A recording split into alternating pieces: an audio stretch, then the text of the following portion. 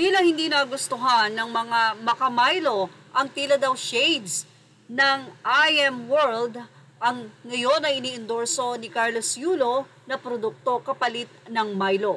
Ang nasabing ini-endorso ni Carlos Yulo na ito ay isang chocolate drinks din. Well, sabi nila pwede namang magkaroon ng ibang board. Pero bakit ganun pa ang sinabi ni Carlos? Mula sa show business Facebook page, Carlos Yulo may patama sa Milo. Mahilig talaga ako sa chocolate drink kaya lang madalas hindi ito healthy. Naghatid ng usap-usapan sa publiko ang kamakailan na ipahayag ng two-time Olympic gold medalist na si Carlos Yulo patungkol sa kanyang pagkahilig sa chocolate drink. Bagamat kilala si Carlos bilang isang dating endorser ng kilalang chocolate drink na Milo, tila nagkaroon ng pagbabago sa kanyang pananaw patungkol dito. Sa kanyang mga naging pahayag, sinabi ni Carlos na bagamat mahilig siya sa chocolate drink, inamin niyang hindi ito laging mabuti sa kalusugan, na nagdudulot ng espekulasyon mula sa publiko na ito ay shades tungkol sa Milo.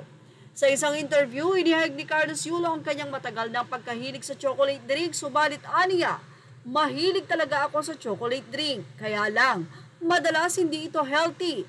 Agad na umikot ang mga espekulasyon mula sa mga netizen at mga taga-subaybay kung tinutukoy ba ni Carlos ang Milo.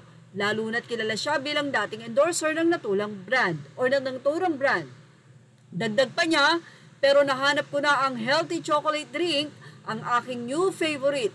Tila ipinapahiwatig ni Carlos na mayroon na siyang bagong paboritong chocolate drink na di umano'y mas healthy kaysa dati niyang iniinom. Ang pahayag nito ay nagdulot ng agam-agam sa mga tagasunod ng atleta na nagtatanong kung may hindi magandang karanasan ba si Carlos sa kanyang dating iniinom o kung may bagong produktong kaya kanya itong tinatangkilik ngayon.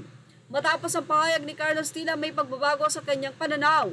Bagamat hindi niya diretsahang binanggit ang pangalan ng Milo, ang kanyang paglalarawan ng chocolate drink na healthy ay naging dahilan upang magtanong ang kanyang mga tagasunod. Ibinahagi rin ni Carlos na natutuwa siya na natagpuan na niya ang isang bagong paboritong chocolate drink na mas maituturing niyang mas masustansya.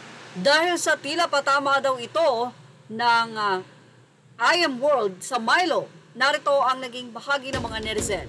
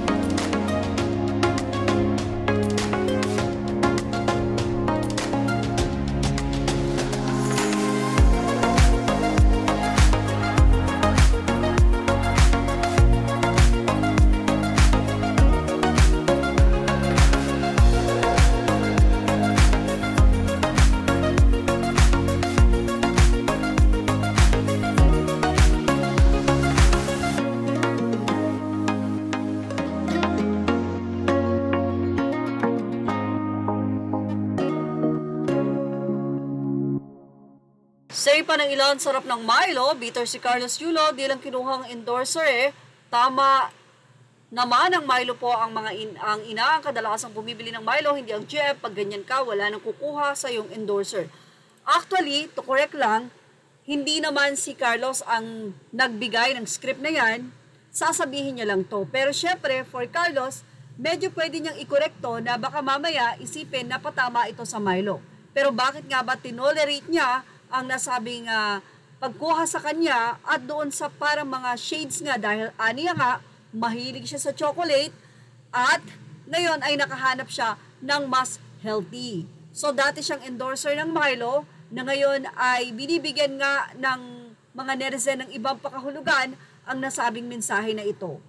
Nasabihan tuloy si Carlos Yulo na wala talagang utang na loob sa kanyang mga magulang at ngayon naman ay sa mga dating iniendorso. Well, hindi naman kasalanan ng Milo kung hindi talaga nila kunin si Carlos dahil usap-usapan na nanindigan talaga ang nasabing kumpanya na hindi maganda ang imahe ngayon ng nasabi nga pong 2 times gold medalist. Yan ang ating Showbiz Now update. Images are all credit to the rightful owners. Thank you for watching Showbiz Now.